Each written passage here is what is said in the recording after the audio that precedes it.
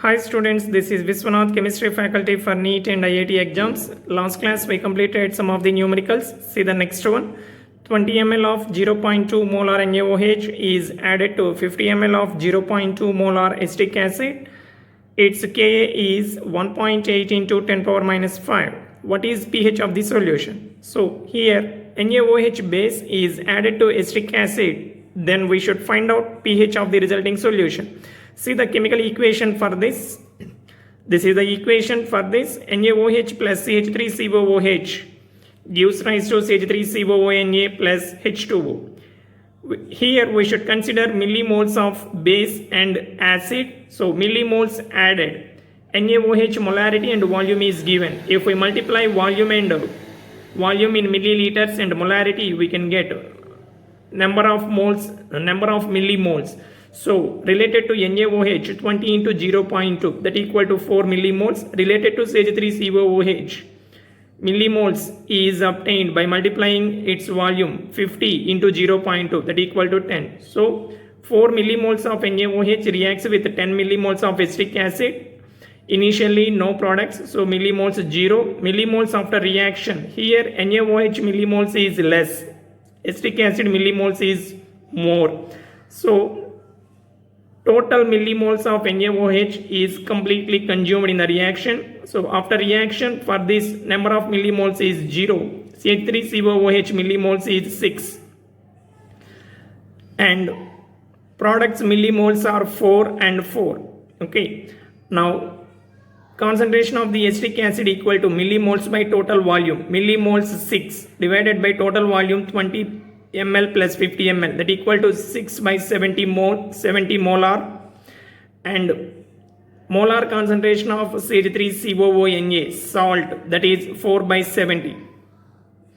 Because number of millimoles for CH3COONA is 4, total volume is 70. That's why concentration equal to number of millimoles divided by volume, 4 by 70. Here the mixture contains CH3COOH plus CH3COONA. It is a acidic buffer mixture because weak acid and it's a salt with a strong base. So pH equal to pKa plus log of concentration of conjugate base divided by concentration of the acid. So Ka value is given. From that we can substitute minus log of 1.8 into 10 power minus 5 base 10 plus log of conjugate base means here base salt CH3COONA concentration 4 by 70, acid concentration 6 by 70. Substitute that one. From that we can get this one. Say this. Here this is in the form of log AB, log A, log of 1.8 plus log of 10 power minus 5 base 10. So here we can get finally 5 minus log of 1.8 in base 10 plus here 4 by 6 means 2 by 3.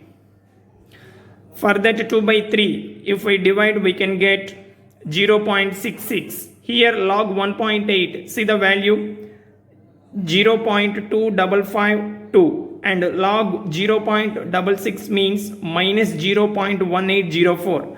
Substitute these values here, then we can get pH, that is 4.56. So what is the option? Option C is the answer. Okay. See the next question.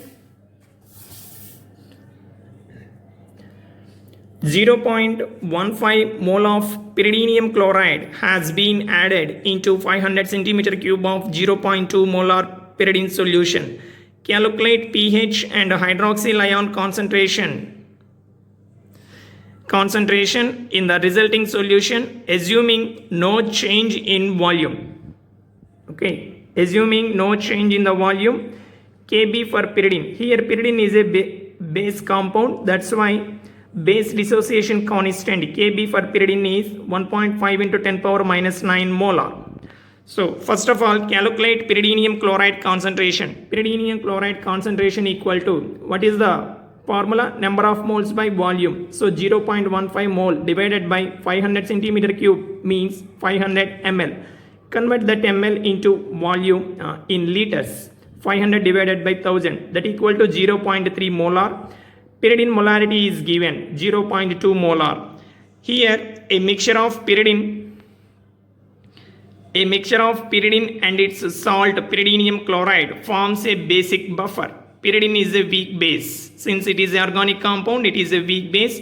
A mixture of pyridine and its salt pyridinium chloride forms a basic buffer. So to calculate pOH of the basic buffer, formula is pOH equal to minus log Kb plus log of cation concentration divided by base concentration. Here Kb value is given in the question. So minus log 1.5 into 10 power minus 9 plus log of cation concentration means, here cation means pyridinium chloride salt 0.3 divided by base pyridine concentration 0.2. Substitute the values, then pOH equal to 9. From that OH minus ion concentration equal to 10 power minus 9.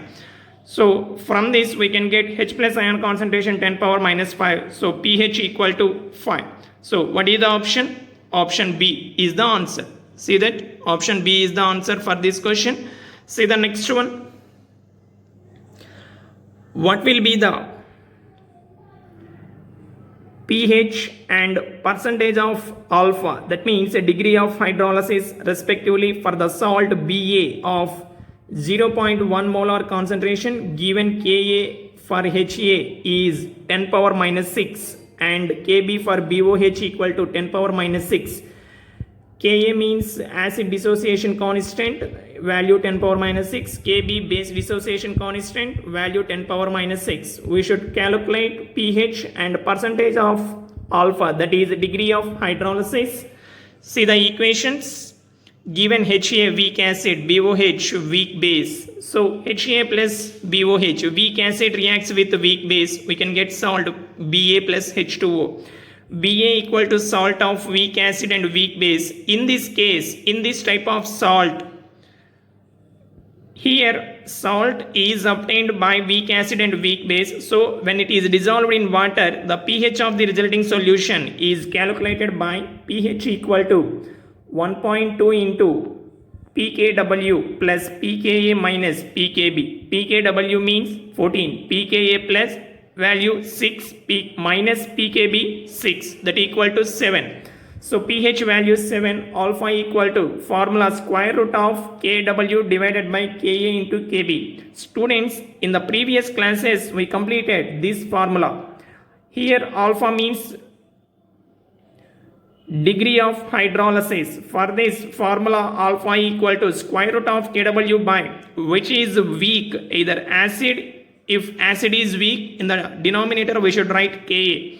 Base is weak, then in the denominator we should write Kb. Here both acid and base are weak, so in the denominator we have to write Ka and Kb. So formula is square root of Kw divided by Ka into Kb. Substitute the values, we can get degree of hydrolysis 0.1.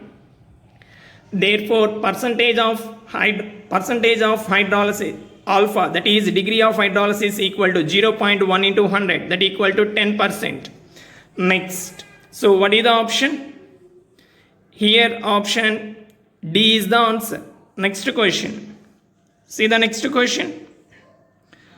When a salt of weak acid and weak base is dissolved in water at 25 degrees Celsius, the pH of the resulting solution will always depend upon Ka and Kb values. The strength of weak acid is exactly equal to strength of weak base, then pH of the resulting solution is 7.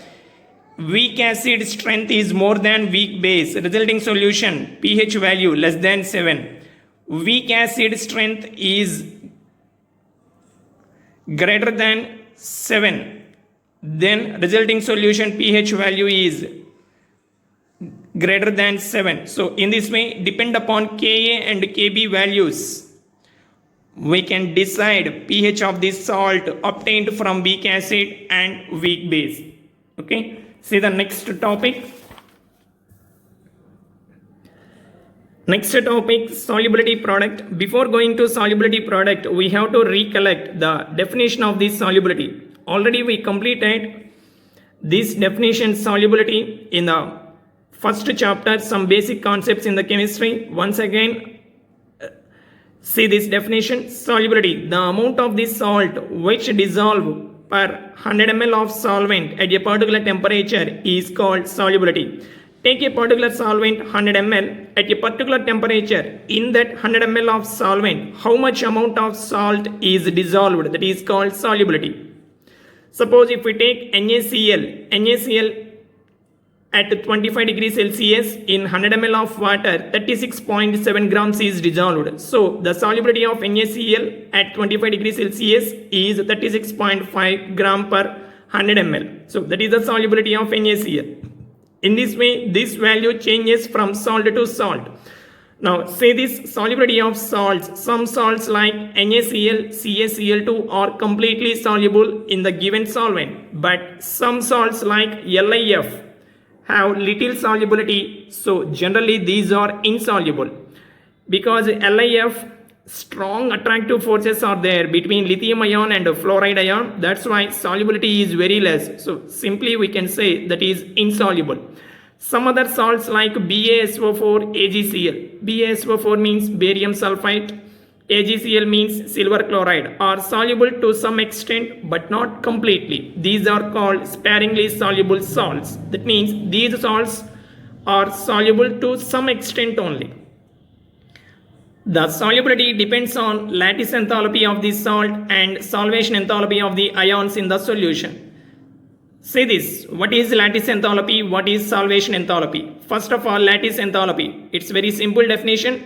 The strong force of attraction between the ions of a solid is called lattice enthalpy. Already we know that in the salt, cation and anions are present. Cation positive charge, anion negative charge. Both these oppositely charged ions are attracted to each other. That attractive force is called lattice enthalpy.